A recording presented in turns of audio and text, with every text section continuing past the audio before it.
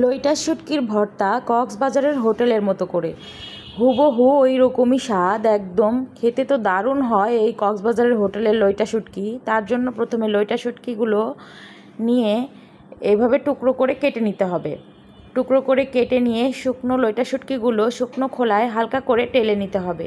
হালকাভাবে টেলে নিয়ে অ্যাড করতে হবে পানি। কিছুক্ষণ পানিতে ভালোভাবে ফুটিয়ে নিতে হবে। ফুটানোর পরে এভাবে যখন একটু সিদ্ধ হয়ে যাবে তখন লইটা শুটকিটা একটা স্ট্রেনারের মধ্যে ছেঁকে নিয়ে ঠান্ডা পানি দিয়ে ভালোভাবে পরিষ্কার করে এই যে আঙুল দিয়ে চাপ দিলেই ভেতর থেকে সাদা কাঁটাগুলো বের করে ফেলে দিতে হবে।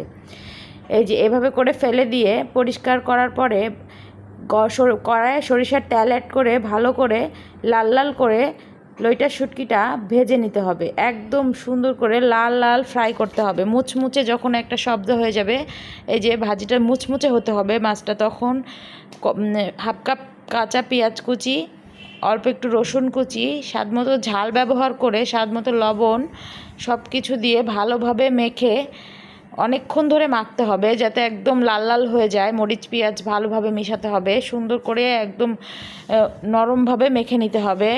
মাখা হয়ে গেলে তার সাথে অ্যাড করতে হবে সেই যে ভেজে তুলে রাখা শুটকি মাছটা। এই যে লাল করে মুচমুচে ভাজা, অনেক ক্রিস্পি হয় ভাজাটা। এই ক্রিস্পি মাছ ভাজার সাথে শুটকি মাছ ভাজার সাথে পেঁয়াজ ধনিয়া পাতা অ্যাড করে ভালো করে সামান্য সরিষার তেল দিয়ে খুব ভালোভাবে আবারও মেখে নিতে হবে। একদম ভালোভাবে মাখার পরে তৈরি হয়ে গেল কক্সবাজারের রেস্টুরেন্টের স্টাইলে লইটা শুটকির ভর্তা। সেটা গরম ভাতের সাথে হোক আর পান্তা ভাতের সাথে হোক, খুবই মজা, দুর্দান্ত খেতে। আমি প্রথমবার খেয়ে এত মজা পেয়েছিলাম যে বাসায় এসে সেম রেসিপিটা ট্রাই করে বারবার খাই। একবার যদি এই ভর্তাটা কেউ খায় এই রেসিপিটা ফলো করে, সে একদম খুশি হয়ে যাবে।